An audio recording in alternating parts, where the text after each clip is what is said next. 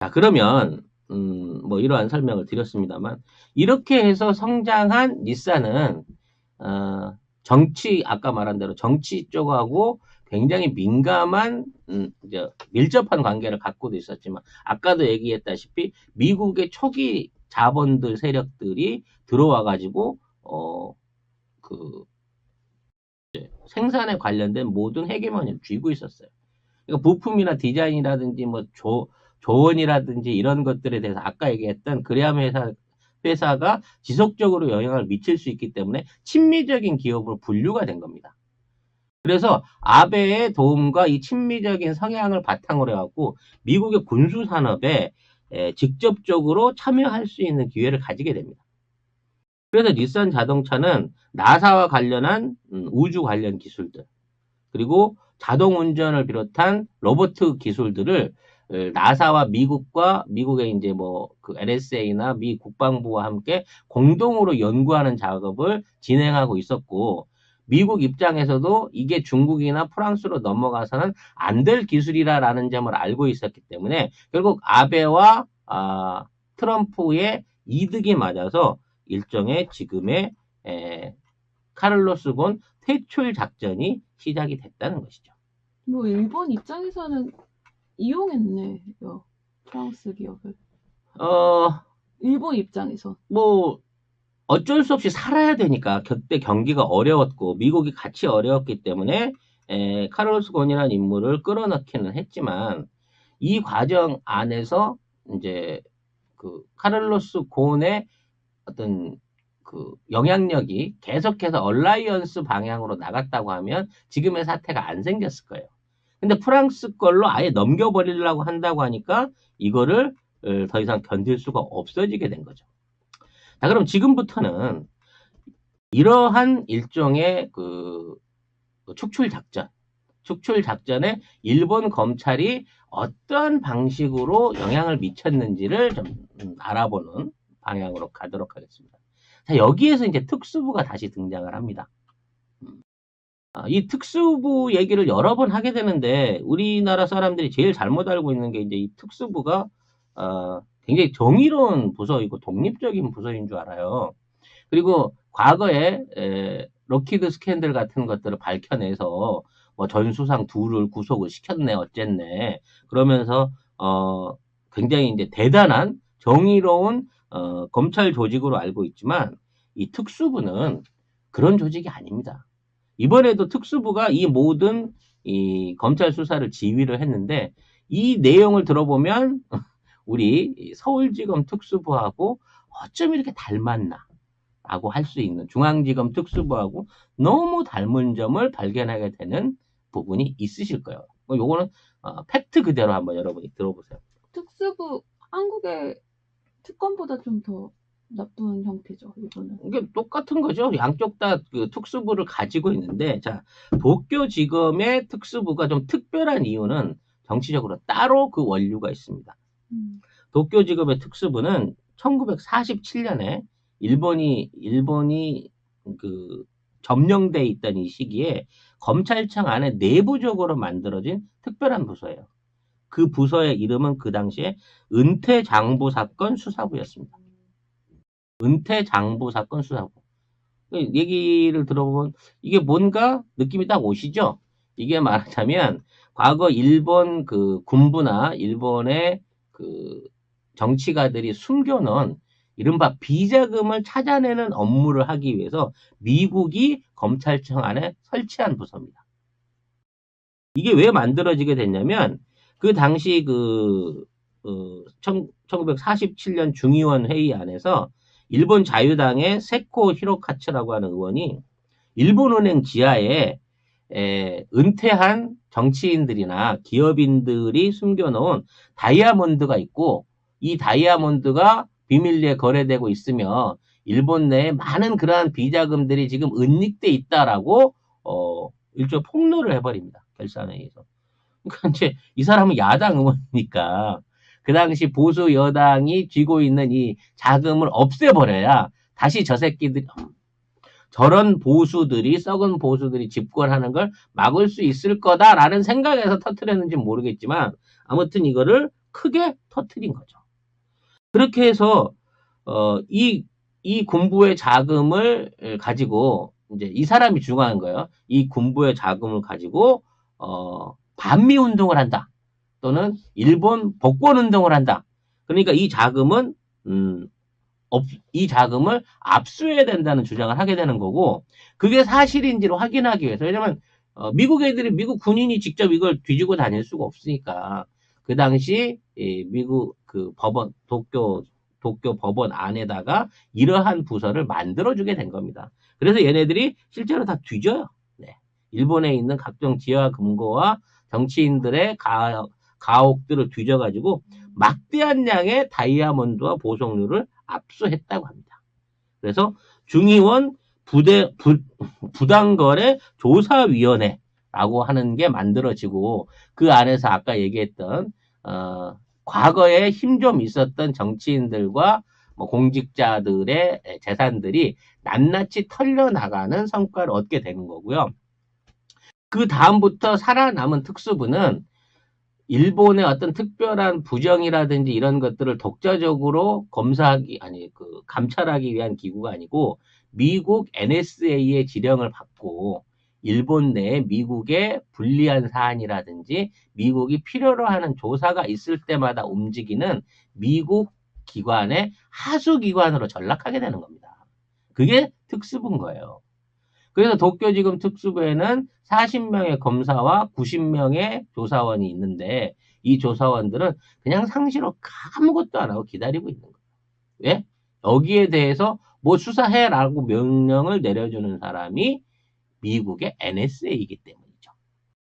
그래서 미국의 군정의 목적을 받아가지고 이런 수사를 했기 때문에 과거에 로키드 스캔들 같은 경우에도 미국에서 먼저 하원에서 청문회가 터지면서 로키드가 비행기 팔아먹기 위해서 외국 애들한테 외국 기업한테 뇌물을 줬어요라는 게 터지게 되니까 그걸 받아가지고 역으로 그 사태를 최대한 줄이기 위해서 수사를 한 거예요. 그리고 은퇴했거나 반대파에 있는 현재 미국의 반대 입장에 서 있었던 몇몇 계파들만을 조사를 하고 나머지 사람들은 조사를 안 하고 풀어줘 버립니다. 왜? 핵심 증언들이 다 죽어버리거든. 통역을 했던 사람, 운전수, 이걸 파고 있던 기자, 이런 사람들이 이 도쿄 특수부가 투입되자마자 다 죽어버려요. 그러고 나서 증거가 인멸돼갖고 그때까지 나와 있는 증거 250억이 들어갔다고 하는데 250억 중에 50억을 받은 사람을 찾아갖고 처벌하는 데서 끝나고 이 200억이라는 돈이 어디로 갔는지 찾아내지도 못한 데가 도쿄 특수부라는 겁니다. 근데 이 특수부가 다시 움직이게 된 거죠. 그러면 아베가 정의 구현을 위해서 카를로스 곤을 조사하는데 특수부를 투입했다라고 보기에는 문제가 많다는 것이죠. 자, 이 아베의 그 특수부를 활용한 카를로스 곤 체포 작전의 전말을 한번 보도록 하겠습니다. 사실 이게 이제 엄밀히 보면 회사 내부의 쿠데타거든요.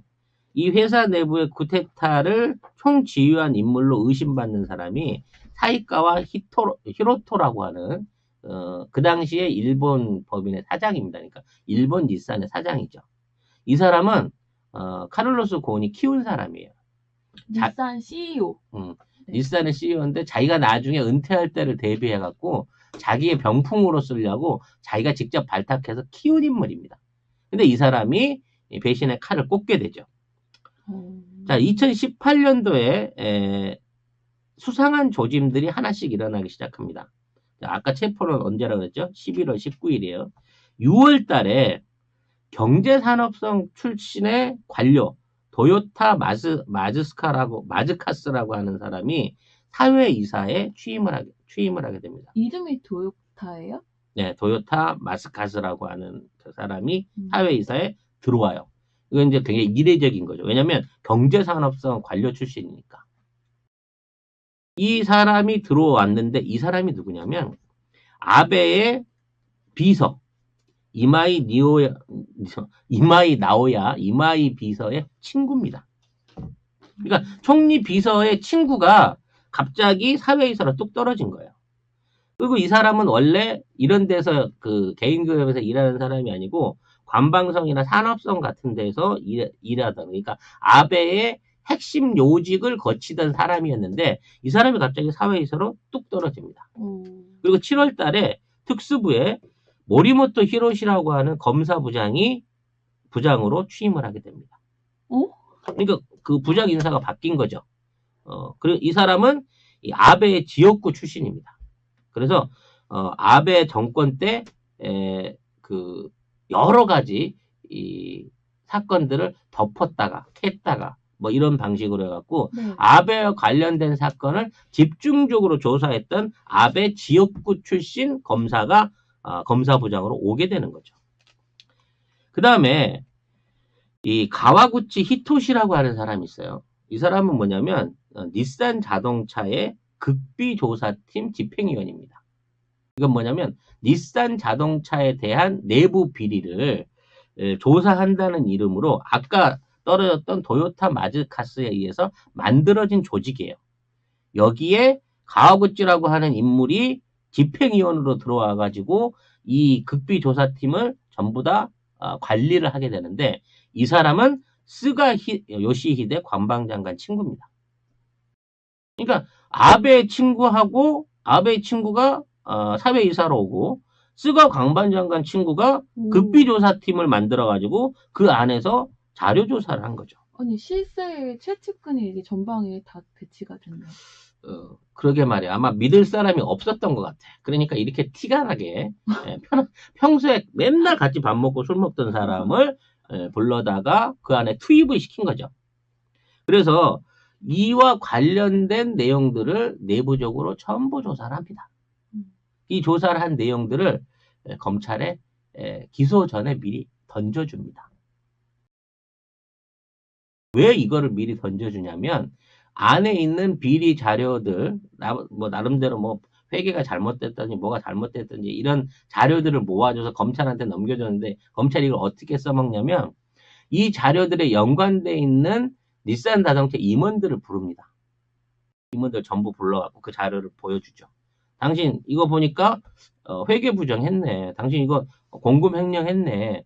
당신 이거 갖고 그 구속될 수 있어. 근데 내가 구속을 안 시킬 테니까 당신이 지금 카를로스 곤 회장의 비리 부분하고 그 비리 부분에 대한 고발을 당신들이 해라고 하는 사법 거래를 하게 되는 겁니다. 그거 닛산 임원이라고 하면 다 친 카를로스 아니에요? 그러니까 카를로스가 뽑아놓은 일본인 임원들 중에 약점이 있는 사람을 불러가지고 당신을 구속시킬 건데 구속당하기 싫으면 카를로스 곤의 비리를 가져와. 당신이 내부 고발을 해. 라고 요구를 하게 되는 거죠. 플리바게닝이라고 하던가? 근데 그런 건가요? 일본 법으로는 폴리바게닝이 맞아. 플리바게닝. 불법이에요. 그러니까 없어요. 이거는 사법 거래를 일본 검찰 특수부가 이거를 지정을 하게 되는 겁니다. 이렇게 해놓고 여기에 관한 진행 사항들을 전부 다 일일이 보고를 하게 됩니다. 아까 그 극비조사팀 팀장이 이걸 다 보고를 합니다. 그래서 나중에 사고가 터지고 난 다음에 내가 조사팀장으로서 이 내용들을 우리 스가 관방장관한테 보고를 했더니 관방장관님이 깜짝 놀라시면 어떻게 이런 일이 있을 수 있는지 대노를 하셨습니다. 하고 인터뷰를 해버려요. 바보, 멍청이 아닙니까? 이게 은밀하게 진행되는 내용이어야 되는 거를 내가 스가 관방장관한테 보고를 하고 있다고 인터뷰를 해버립니다. 자기 공명심에 취해가지고. 아무튼 이렇게 돼서 이게 이제 말은 비서실에서 시작이 됐다고 하는데 비서실에 있는 직원이 검찰에 제보를 해갖고 검찰이 수사가 들어간다라는 방식으로 일종의 체포영장을 은밀하게 준비를 하는 겁니다. 그러니까 내부적인 자료를 얻기 위해서 낙하산을 떨어뜨리고 그 안에서 조사된 내용들을 사전에 검찰에 유출을 하고 그 자료들을 갖고 직접 조사를 하는 게 아니라 내부 고발인을 통해서, 왜냐면 외국인이기 때문에 일방적으로 불러갖고 구금이나 체포를 할 수가 없거든요. 일본 국적이 아니니까. 권 회장은. 그러니까 오. 내부 고발을 통해서 회사 내부법으로, 회사법으로 회사의 CEO를 고발한다. 라는 방식으로 해가지고 체포영장을 만든 거죠. 그래 놓고 권 회장이 출장에서 돌아오는 19일에 11월 19일에 비행장에 내리자마자 변호사나 일체의 법적 저항을 할 수 없게끔 만들어 놓고 이 사람을 현장에서 체포를 해버리는 겁니다. 진짜 그 체포 장면도 되게 영화 같았다고 하더라고요. 왜냐면 원래 그런 체포가 있거나 뭐 하면 변호사를 통해서 대동을 하거나 임의 동행을 해야 되는데 그냥 잡아가는 거예요. 회사법인데 민법인데. 그래가지고 권 회장의 그 비자금이 있다라는 혐의만 갖고 이제 그 권 회장을 체포를 했는데 이게 원래 그 이제 2시간 정도 구류를 하고 풀어줘야 됩니다. 법적으로. 일본 예. 법적으로도요? 아니 왜냐면 이 정확한 증거를 내세우지를 못하면 이거를 그 구류를 풀어줘야 되는 거예요. 일정 시간 안에 이걸 풀어준 게 변호사가 와가지고 자 나는 여기에 체포에 동의한 적이 없으니까 나는 더 이상 여기 안 있어도 되면 그러니까 변호사가 없다 우리 그 재판에 그 검찰에서도 보험 풀어주잖아. 이분 제가 모시고 가겠습니다. 빼주잖아. 그런 방식으로 2시간 동안 구류를 합니다. 현장에서 그 겸시처에서. 근데 이 구류를 하고 있는 그날 그 순간에 본사를 압수수색을 때립니다. 그래서 엄청난 증거를 확보를 했다는 거예요. 근데 압수수색 2시간을 했는데 그 준비되어 있던 임원들이 카를로스 곤 회장 비리 문서라고 하면서 엄청난 자료들을 들고 와서 검찰에 스스로 제공을 해주는 거죠. 그러니까 2시간 만에 가갖고 산더미 같은 자료들을 해갖고 나옵니다. 마치 약속이나 한 약속이나 한 것처럼. 듯이. 그래서 그 구류를 바로 구속으로 바꿔버리는 거죠. 그날 밤에. 그래가지고 구속이 됩니다. 더 놀라운 건 뭔지 아세요? 대표이사가 구속이 됐는데 이틀 반 만에 이사회가 열려가지고 사임을 시켜버립니다. 해임을 시켜버립니다. 그러니까 대표이사의 죄가 아직 구체적으로 드러나지도 않았는데 검찰이 구속을 했다는 이유만으로 권 회장을 자체적인 이사회에서 해임을 시켜버리는 거죠. 그래서 권 회장은 이 절차가 잘못됐다. 이런 해임이 어딨냐. 소명을 하고 법적인 조치가 끝나서 해임을 해야 되는 거 아니냐라고 법적으로 해임 무효 소송을 내려고 할 때 닛산 자동차의 변호사로 등장하는 인물이 구마다 아키히데라고 하는 굉장히 일본에서 유명한 변호사입니다. 우리나라의 뭐죠? 김앤장 변호사 같은 사람인 거예요. 김앤장 태평양?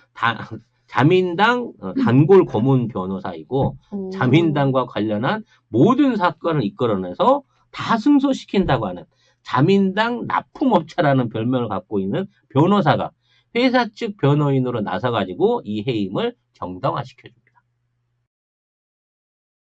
이게 이 일련의 절차나 이런 덫을 짜는 과정이요. 이게 우리 조국 장관하고 있었던 표창장 사태랑 매우 비슷합니다. 네, 많이 겹치네요. 네. 이제 여기에 관련된 죄목을 한번 봅시다. 왜냐면 뭐 죄가 있으면 구속시킬 수 있다. 뭐 절차상 정의 구현을 위해서 그럴 수 있는데 과연 카를로스 곤 회장은 무슨 죄를 지었는지라는 부분을 한번 살펴봐야 될 필요가 있어요. 회사법 위반입니다. 그러니까 민형사상이나 배임 횡령 이런 게 아니에요. 회사법을 위반했다는 거고 그 위반한 내용이 뭐냐면 기업 정보를 허위로 공시했다는 겁니다. 그 배임 횡령도 있지 않았어요? 약간 나중에 생겨요. 그래요? 이 단계에서는 그게 안 생깁니다. 그러니까 처음에 카를로스 곤 회장을 엮어 넣었을 때 그 회사법이란 게 주주나 투자자들한테 기업의 내부 내용을 제대로 안 알렸다는 거예요. 그럼 제대로 안 알린 내용이 뭐냐? 그동안 월급을 속였다는 겁니다. 이 사람이 받는 월급을 줄여서 보고를 해가지고 그 부분에 대한 정보를 허위로 제공했다는 거야. 그러면 웃기잖아요. 그 돈을 받았으면 횡령으로 하고 잡아넣으면 더 세지는데 왜 허위 공시로 넣었을까요? 이건 뭐냐면 허위 공시를 했다는 내용이 뭐냐면 연간 500억 원 정도의 자문료를 받기로 했다라는 부분을 뺐다는 건데, 자, 요 내용이 중요한 건 뭐냐면 카를로스 곤 회장이 월급이 연봉이 1,000억이에요. 1,000억인데 자기가 이제 10년 마치고 나면 이사를 종료하게 됐을 때 고문직을 별도로 만들어 갖고 500억씩을 받고 이게 사장이 아닌 고문으로서의 역할을 하는 건 어떻겠느냐라는 내용을 제안을 한 겁니다. 그러니까 이 500억은 은퇴 후에 받기로 한 돈이에요. 그렇기 때문에 실현된 적이 없어. 실제 입금이 된 적이 없어, 이 500억이. 원래 내가 인건비 1,000억을 받고 있으니까 퇴임 후에 500억 받고 일을 더하는 것이 가능하겠느냐라는 거를 회사 측하고 증권감독원에다가 사전에 물어본 거야. 근데 이 내용을 얘기를 안 했다는 거야. 그러니까 받지도 않은 돈을 가지고 시비를 걸기는 뭐하니까, 횡령이 안 되니까. 요런 내용이 있었는데 앞으로 500억을 받기로 했는데 그 내용을 공시를 안 했다. 이게 카를로스 곤 회장의 이제 죄목인 거죠. 그래서 이걸로 기소가 되다 보니까, 그러니까 한마디로 일본의 대기업의 금융 질서를 혼란하게 했다. 만약에 500억 엔을 더 줄 계획이 있다고 하면 그것 때문에 닛산 주가가 확 떨어질 수도 있었는데 그런 중요한 정보들을 안 알려줬다라고 하는. 네. 이거 그거랑 비슷하죠. 네. 휴지가 된 주식인데 이게 사실 대박 올랄 수도 있는 주식이었는데 이걸 취득해 놓고 나중에 이걸 이익 실현을 안 하고 그게 휴지가 됐는데도 불구하고 그 돈이 10억 이상의 돈으로 뻥튀기가 될 수 있었기 때문에 이건 10억을 받은 뇌물죄라고 말하는 거랑 똑같은 논리로 이걸 밀어붙인 거죠. 네. 그래서 애초에 이걸로 해가지고 이제 만일에 이걸 실형을 받게 된다고 하더라도 요게 이제 10년 이하의 징역, 뭐 1,000만 원 이하의 벌금이니까 대부분 1억 내고 벌금 1억 내면 끝나는 상황인 거예요. 1,000만 원 이하의 벌금이 있기 때문에. 그러니까 그 정도 사안에서 끝날 수가 있는 법으로 일단 구속을 시킨 거죠. 그러니까 카를로스 곤 입장에서는 자, 자기는 이미 금융청에 여기에 대한 상담해갖고 이게 이런 고문료 받는 게 적합하겠습니까? 물어봐서 상관없습니다고 대답을 받았고 실제 500억이라는 돈은 받아본 적도 없고 퇴임 후에 내가 받을까 말까 생각만 했던 건데 이것 때문에 구속을 당하게 생겼으니 이 사람이 얼마나 열이 받겠느냐. 근데 이 사람을 구속을 해놓고도 일본 검찰은 일종의 고문에 가까운 일종의 가혹 수사를 하기 시작하는 겁니다. 일단 구치소에 그 구금을 하고 알몸 수색을 다 받아요. 쉽게 말하면 몸에 있는 모든 구멍을 다 열어보는 거지. 뭐가 들었나 안 들었나, 불법 반입을 했나 안 했나. 한국도 동일한 그렇죠. 절차. 예, 근데 이게 이제 조사 단계에서 이걸 받게 되는 거예요. 아직 죄가 확정되지 않은 상태에서 첫날 끌려가자마자 이걸 받은 거야. 구치소 들어가는 상황이 아닌데요? 구치소가 아니라 첫날 이게 경찰서에 들어가게 되는데 2시간 구류당하고 바로 구치소로 넘어가 버렸잖아. 그 상황에서 입고를 당하고 이 2평짜리 다다미 방에 앉혀놓는 거예요. 아무것도 없어. 창도 없고 없는 단독 다다미 방에 앉혀놓는데 이 사람 외국 사람이잖아. 네. 이 사람 다다미 방 원칙이 양반다리 하고 앉아야 되는 거야. 아, 원칙도 있어요? 절대 다리를 펴거나 눕거나 벽에 기대게끔 못하게 하는 거야. 진짜요? 그 서양 사람을 하루에 10시간이 넘게끔 앉아 있으라고 강요를 한 거죠. 그리고 하루에 10시간씩 신문을 합니다. 24시간인데 10시간 다담이 앉혀놓고 10시간은 검찰 조사를 받는 거예요. 도대체 10시간 동안 뭘 물어봤을까요? 우리도 요즘 그렇게 물어보잖아요. 더 심각한 거는 그렇죠. 요즘 우리도 흔하게 그렇게 10시간을 기본으로 물어보죠. 더 대단한 거는 가족이나 변호인을 입회를 못하게 하는 거야. 이거는 인권적으로 말이 안 되는 거거든. 일본 사법안에서도. 근데 죄질이 나쁘기 때문에 변호사를 대동을 안 시킨 상황에서 하루에 10시간씩 구금을 시킵니다. 아니, 말이 안 되죠. 재질이 나쁘다고 변호인을 접견을 안 시키면 네. 되나? 그래서 이제 일본은 죄질이 나쁠 경우에 하루에 한 번 구속을 시키게 되면 22일까지 구금이 가능하다고 합니다.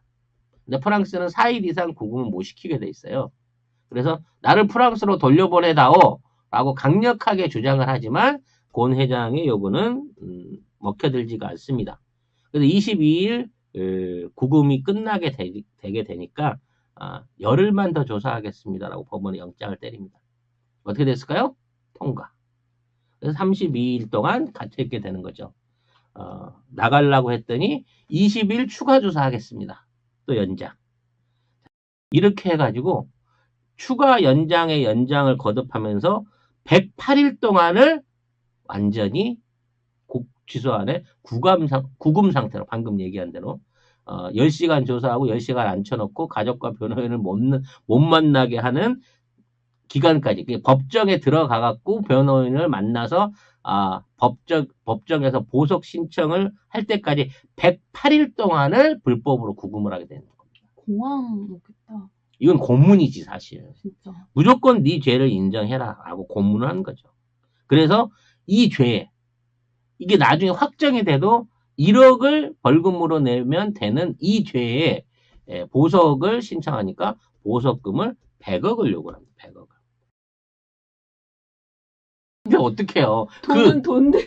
돈은 돈대로 뜯기고 100억을 내고 보석금을 내고 풀려납니다. 보석금을 내고 풀려나자마자 바로 사우디에다가 불법 송금을 했다는 이유로 다시 잡아넣습니다. 다시 구속을 시킵니다. 왜냐면 이 앞에까지는 회사법이었는데 이번에는 해외에 불법 송금한 게 나온 거야. ATM기로 보낸 것 같은 돈인 거지. 근데 그거는 그 돈을 썼거나 유용한 게 아니라 그냥 보낸 행위예요. 회사에서 송금을 해갖고 보낸 거고 현지에 보관이 돼 있는데도 이거를 개인적으로 착복하기 위해서 보냈다라는 명목을 걸어서 다시 구속을 시킵니다. 그래서 또 보석을 신청을 하게 되고 이번에는 보석금을 60억을 추가로 내게 됩니다. 네. 그리고 거기에 대해 갖고 그 보석금을 내고 있는데 그 다음에 다시 별건으로 2건을 더해가지고 총 4번의 구속영장을 통해가지고 4번을 풀어줬다가 체포하는 것을 반복을 하게 되는 겁니다. 대단한 특수부 아니겠습니까? 별건 수사의 제왕인 거죠. 그래서 나중에는 이제 소득을 축소 신고했다고 잡아 넣었다가 그 다음에는 유가증권을 허위로 기재했다. 그 다음에 해외 송금을 했다.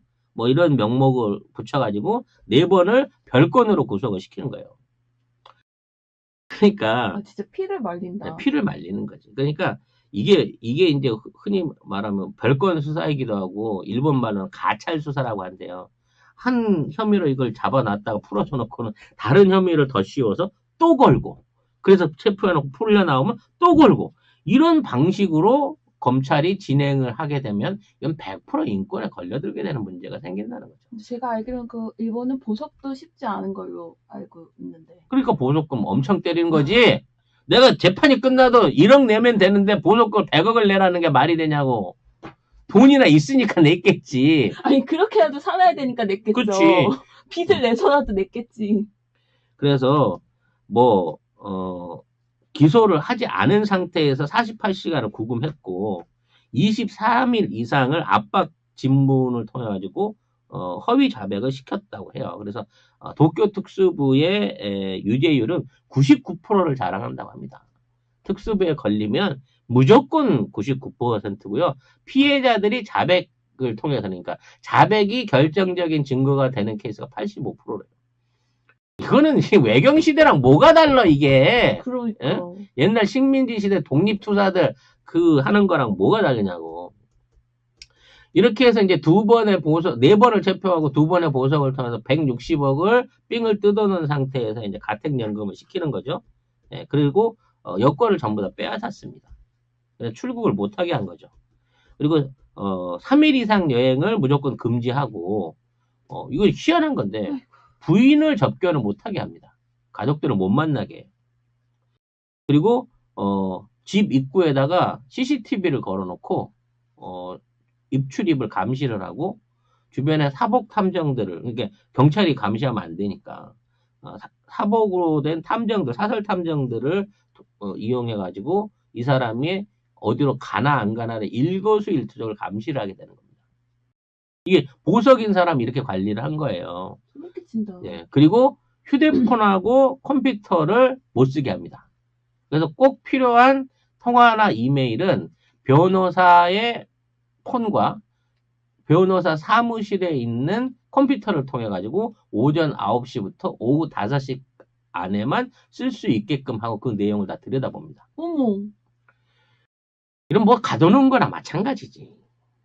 그래서 이 카를로스 곤이 예, 졸라리 빡이 돌겠죠. 이 정도 당했으면 이 사람도 바보 아닌 이상. 그래서 그 탈출 계획을 세우게 되는데 이런 삼엄한 감시를 어떻게 뚫을 거냐라는 부분에 대해서 고민이 많았겠죠. 그러니까 사실 일본은 특수부는 이 정도 해놨기 때문에 이 사람이 개인적으로 빠져나갈 수 있을 거라는 상상 자체를 안 했을 겁니다, 아마.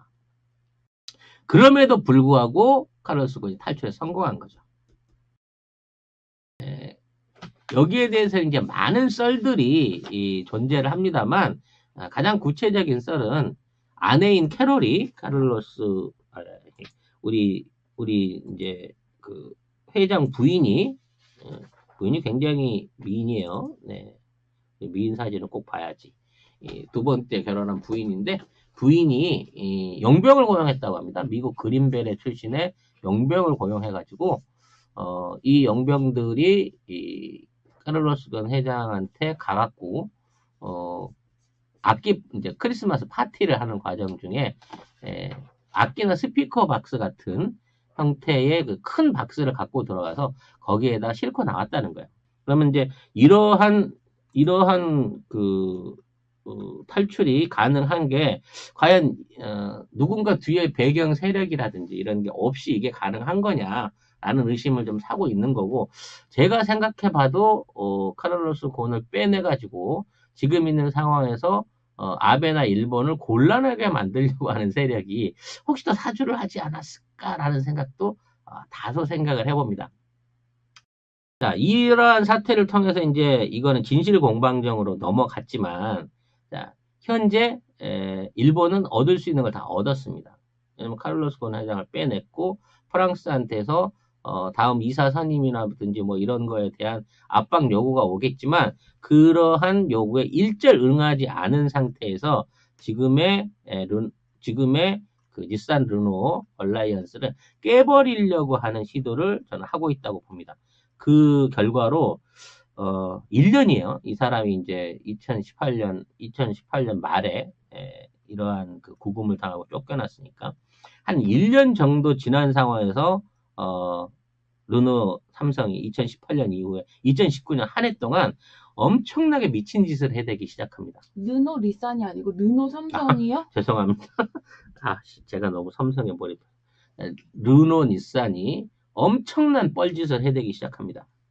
일단 중국과 영국을 비롯한 해외 생산기지의 생산 물량을 전체적으로 다 줄이고 감원을 해버려요. 그리고 부정검사 뭐 이런 것들이 들통나가지고 15만 대 리콜을 처맞게 됩니다. 그리고 글로벌 생산량을 전체적으로 15에서 20% 정도, 그러니까 해외 공장의 생산량을 줄여버리는 거예요. 이렇게 되다 보니까 회계 년도, 그러니까 그 2018년, 2019년 지나고 나서 수익이 60% 이상 감소를 하고 순수익은 거의 70%가 날아가 버립니다. 한 해 6,500억 이상 흑자를 내던 르노가 작년에 1,100억밖에 흑자를 못 내게 되는 거예요. 이것 때문에 피아트하고 합병도 무산이 돼버립니다. 전 세계 직원 12,500명을 간원하겠다고 선언했는데 이 대부분이 해외 공장에 있는 직원들입니다. 9월 달에는 한국 닛산이 철수한다고 발표를 했었고 이러한 과정 중에 아까 그 카를로스를 배신했던 사이카 사장이 실제 급여를 삥땅 친 게 드러나가지고 자리에서 물러납니다. 본인도 해먹었어. 근데 얘는 구속을 안 시킵니다. 해먹은 게 사실로 드러났는데 그러고 난 이후에 미국과 카나다에서 130만 대 리콜을 또 쳐맞습니다. 그리고 같은 그 얼라이언스에 속해 있는 미쓰비시도 82%대의 순이익이 감소하게 되는 거죠. 그래서 2019년도 한 해 동안 이 닛산이 가지고 있는 그러니까 이 닛산 미쓰비시가 갖고 있는 총 기업 가치가 45조 원이었는데 이게 30조 원으로 15조 원이 증발해 버립니다. 주가가 거의 30% 정도 빠져버린 거죠.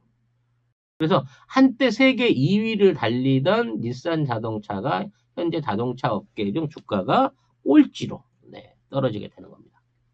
왜 이런 무모한 뭐랄까 닛산 가치 떨어지기를 시키고 있을까요? 그건 이 합병 관계를 끊고 프랑스하고 연결되어 있는 지분 구조를 정리하기 위해서 이 미친 짓거리를 하는 겁니다. 예, 르노 자체의 가치가 이마만큼 떨어지게끔 이걸 유도를 해가지고 르노로 하여금 자연스럽게 닛산하고의 합병을 포기하게 만들기 위해서 15조 원 이상을 내던지고 전 세계 15,000명 이상의 실업자를 만들어내는 미친 짓을 하고 있는 거죠. 이 와중에 아베는 트럼프를 만나가지고 자동차 관세에 대한 일종의 후의를 얻을 수 있을 것으로 회담장에 나갔죠. 옥수수만 140만 톤 뒤집어 쓰고 자동차 관세를 하나도 얻어내지 못했습니다. 사실 아베하고 트럼프의 계획은 자동차 관세를 대폭 낮추고 이제 글로벌 회사들을 전부 자르고 난 다음에 생산을 줄이고 난 다음에 미국의 미국의 이제 닛산 자동차 공장이 있어요. 테네시에. 여기서 지금까지 한 1,100만 대, 1,300만 대 이상의 자동차를 만들어 왔던 핵심 생산기지 중에 하나입니다. 거기에 자동차 부품을 무관세로 수출해서 일본 자동차 부품을 무관세로 수출해서 미국 내 닛산 자동차의 가동률을 확 올려갖고 이거를 땜빵 치려고 사실은 계획을 세우고 있었던 거예요. 근데 트럼프가 그거를 해주기로 약속을 했을 걸로 믿습니다. 처음에 얘기 꺼낼 때. 왜냐면 좋잖아요. 미국에서 자동차 많이 생산되니까 좋을 수 있는 부분인 건데 이 최소한의 약속도 트럼프가 이걸 틀어버리게 된 거죠. 그렇게 되다 보니까 지금 안에 아까도 말씀드렸던 이 닛산이라는 회사는 자동차를 자체적으로 생산하는 것보다 그와 관련된 부품들을 생산하는 많은 자회사들을 거느리고 있단 말이에요. 그 회사들의 수익으로 닛산 자동차의 손실을 막아보려고 했던 아베의 계획은 완전히 공으로 날아간 거고 트럼프의 배신 때문에 닛산 자동차는 지금 최악의 경영 상태로 떨어지고 있는 상황이 되었다는 거죠. 결국은 너무 무모했네요. 무모했다기보다도 트럼프한테 말린 거지. 그래도 항상 대비를 해야죠. 그러니까 트럼프의 목적인 일단 닛산의 거대화 내지는 경쟁력 강화를 일단은 막아내는 셈인 거고 그 이후에 닛산 자동차가 미국 내에서 생산 물량을 늘려서 미국에서라도 돈을 벌 수 있는 구조를 만들어 주기로 한 약속은 깨버림으로 인해갖고 아베는 중간에서 바보가 된 거고 트럼프는 그 두 가지 효과를 모두 다 독식할 수 있는 상황이 됐다는 거죠. 결국 이 모든 사태가 유럽 패권 나토하고의 관계 그리고 마크롱의 욕심에서 시작된 거예요. 마크롱이 무리하게 닉산을 먹어치울 생각을 안 했다고 했으면 이 사태는 안 일어났을 건데 트럼프하고 악감정이라든지 개인적인 정치적인 욕심 때문에 마크롱이 먼저 움직였고 이 움직임에 대응하기 위해서 미국과 일본이 움직여갖고 지금의 카를로스 곤을 털어낸 것까지는 좋았었는데 그와 관련한 일본의 어떤 특수부를 동원한 불법적인 아주 비인권적인 이런 검찰 행위는 이제 카를로스 곤이 탈출을 함으로 인해 가지고 낱낱이 드러나게 됐다는 거지. 근데 문제는 이 드러나는 진실의 범위가 어디까지일 거냐가 제일 중요하다는 거예요. 자, 오늘 밤에 인터뷰를 해요. 오늘 밤에 인터뷰 하면서 카를로스가 뭐라 그랬냐면 이거를 직접 지휘한 일본의 정치인 이름을 실명을 밝히겠다 그랬어요. 미국이랑 얘기하면 미국 방송이랑 인터뷰하면서. 그러니까 누가 여기에 개입해갖고 나를 쫓아냈는지 내 그 이름을 까겠습니다. 나올 이름 딱 두 개뿐이에요. 아까 얘기한 대로 아베 아니면 저기 갑자기 이름이 생각이 안 나지. 지금까지 실컷 해놓고 마크로? 아니 관방장관 이름이 뭐였지? 스가. 스가 아니면 아베가 그 배경에서 했다 아니면 두 놈이 했다라고 얘기를 할 겁니다. 전 세계 언론을 불러놓고 오늘 밤에 얘기를 할 건데 여기에서 이름이 불리는 정치인은 바로 쉽게 말해서 탄핵에 준하는 국내외적인 비난 여론에 빠져들게 될 걸로 보여진다는 거죠. 그리고 그 비난 여론에 편성해갖고 결국은 특수부가 걔네들을 또 엮어 넣을 거예요. 이 사태의 마무리 안에. 즉 도망간 카를로스 고는 어쩔 수 없지만 이러한 사태를 빚게 한 비리 정치인 이러한 부분을 조작했던 비리 정치인을 또 하나의 스캔들로 엮어 열 건데 이게 스가에서 끝나느냐 아베까지 한꺼번에 가느냐 이게 이제 관심의 초점이 된다는 거죠. 저는 개인적으로 예상할 때 아베까지 포함돼 갖고 한꺼번에 날릴 것 같습니다. 지금 일본 안에서 지금 자민당 정권을 들썩들썩하고 있는 그 카지노 스캔들 카지노 관련해가지고 돈 준 사람들이 계속해서 늘어나고 있어요. 처음에 5명이라고 했는데 지금 30명이 넘는다는 얘기가 있었고 지난주에는 전 그 의원이 여성 의원 한 분이 자살을 하는 바람에 이거랑 관계가 있어서 미리 자살을 한 건가? 라는 얘기가 떠돌고 있고 이 살생부들이 막 돌아다니고 있단 말이에요. 이 사태를 조사하고 주관하고 있는 부서 역시도 도쿄 특수부라는 겁니다. 아까도 얘기했지만 도쿄 특수부는 아베를 위해서 또는 일본을 위해서 정의 구현을 위해서 이 짓을 하지 않아요. 지금 미국이 조정하고자 하는 일본 정치 내부의 어떤 권력 다툼의 잔가지들을 쳐내기 위해서 지금 있는 벚꽃 사태라든지 지금 갑자기 확 터져버린 이 카를로스 사태 같은 것들이 집중 조명되면서 이거를 통해 가지고 미디어와 함께 그 해당되는 정치인들을 죽여버릴 거라는 거지. 여기에서 아베가 트럼프 형님 한 번만 살려주십시오. 스가선에서 끊어주시고 저 올림픽은 끝내고 갈 수 있게끔 도와주십시오 하면 스가까지만 조사가 되겠지만 아니야 너 지금 지소미아하고 뭐하고 하는 거 보니까 너 너무 고집 세고 너를 파트너로 해갖고는 지금 이 육자회담이라든지 한반도 비핵화가 제대로 안 될 것 같아. 너 이참에 그냥 그만두고 나가 하면 아베가 포함될 수도 있다는 얘기죠. 결과적으로 이성아님 뭡니까? 이응님 네. 후원 감사드리고 가면 갈수록 이름 어렵게 하시는군요. 네. 그러한 상황이 이루어지게 된다고 하면 이 모든 큰 그림은 단순한 니노르사나 개인 비리가 아니라 자동차 산업의 패권을 놓지 않으려고 하는 미국 그리고 닛산의 기술과 자본을 끌어들여 생산 시설을 끌어들여서 자동차 강국의 꿈을 꿨던 마크롱 그리고 마크롱이 이 닛산을 합병했다고 하면 손을 잡게 된 당연스럽게 손을 잡게 된 중국의 어떤 자동차 산업에 대한 욕심들이 다 이렇게 버무려진 상황을 제지하기 위한 트럼프의 모략이 이 아베의 무리한 검찰권 행사를 통해서 일어났던 전반의 사건인 거고 아무튼 사건은 끝났어요. 이제 합병은 끝난 겁니다. 근데 닛산도 돌아오지 못할 수렁으로 지금 빠져들어 버렸고 앞으로 내년 내후년 닛산이 폭망하는 꼴은 더 심해지겠죠.